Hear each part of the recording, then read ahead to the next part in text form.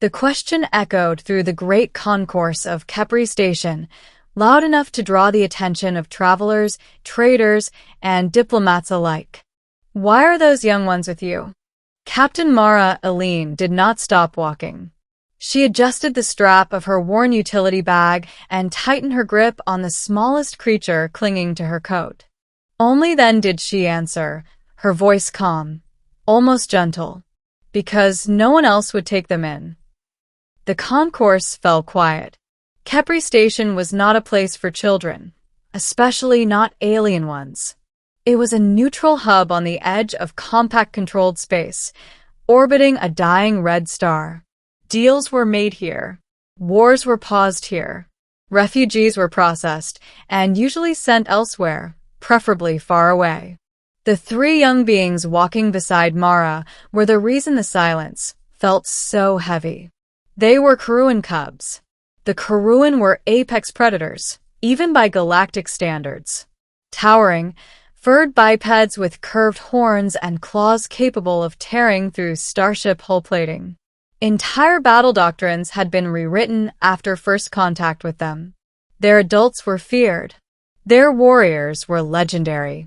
Their cubs, however, were something most species never saw.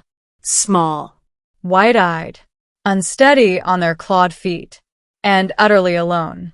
3 weeks earlier, Mara had been running a routine cargo escort near the fringe systems, hauling medical supplies destined for frontier outpost. The distress signal had come in distorted and weak, barely registering on her sensors. No one else answered it. Mara did. She found the wreckage drifting near a shattered moon, a civilian transport, Karuan registry, torn open by pirate fire. The pirates were long gone. The compact patrols had written the area off as resolved. Mara's ship, the Wayfarer's Grace, docked with the wreck carefully. Inside, she found bodies. Adults. Warriors. Protectors.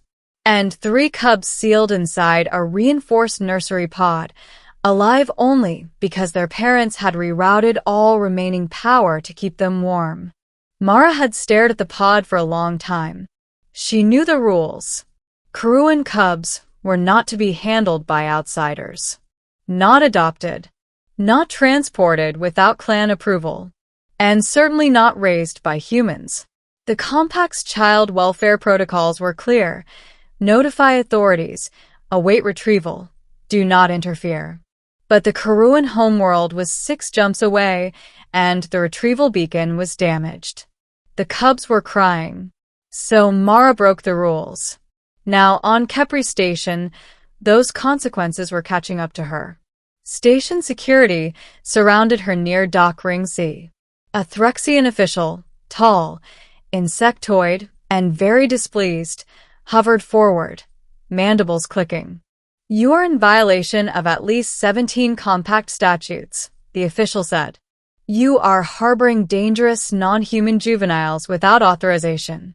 "They're children," Mara replied. "They are Karuan," the Threxian corrected. "Predatory species. Their kind has killed thousands." Mara crouched slightly, placing herself between the official and the cubs. The oldest cub bristled, tiny claws flexing.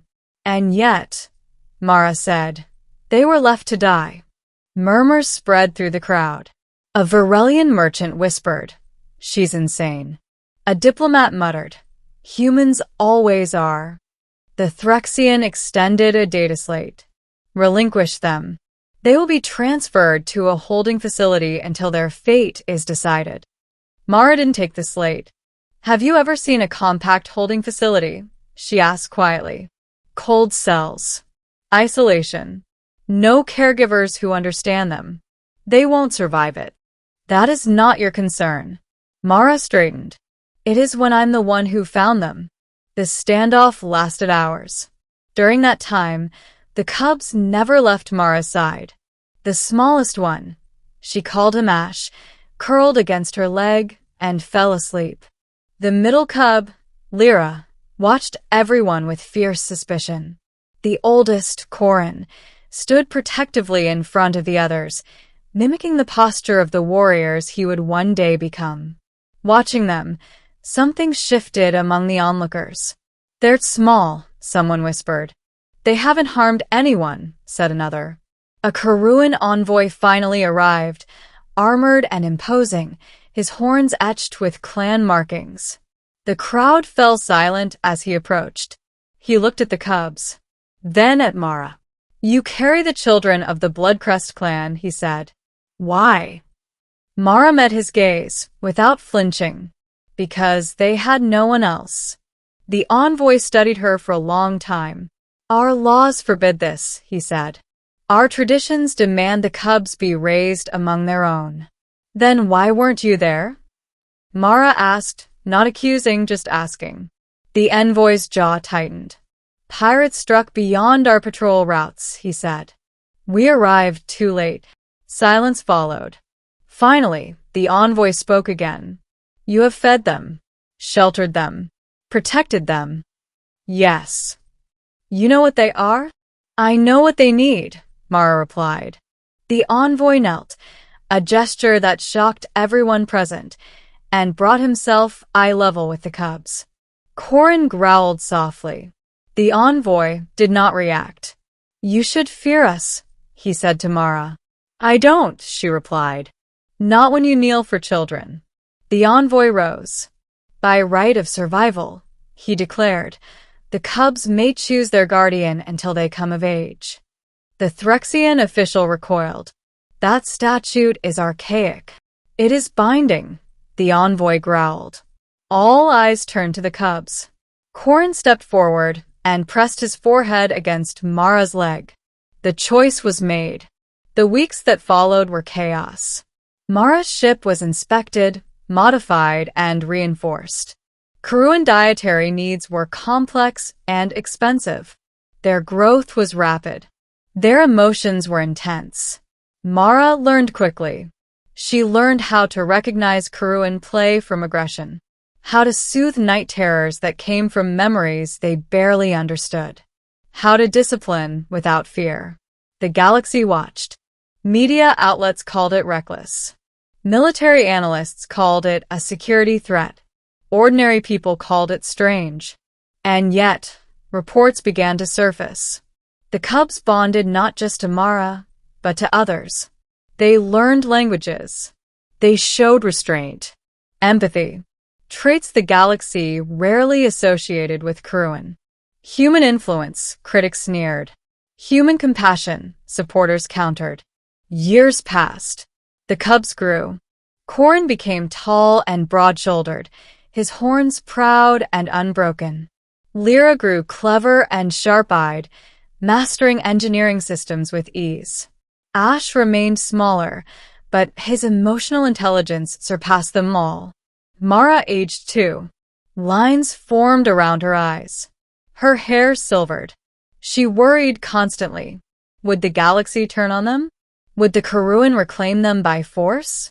Would she live long enough to see them safe? The answer came sooner than she expected. A border conflict erupted. Pirates, emboldened by instability, struck multiple systems, including one where refugees were trapped, mixed species, defenseless. The compact hesitated. The Karuan mobilized.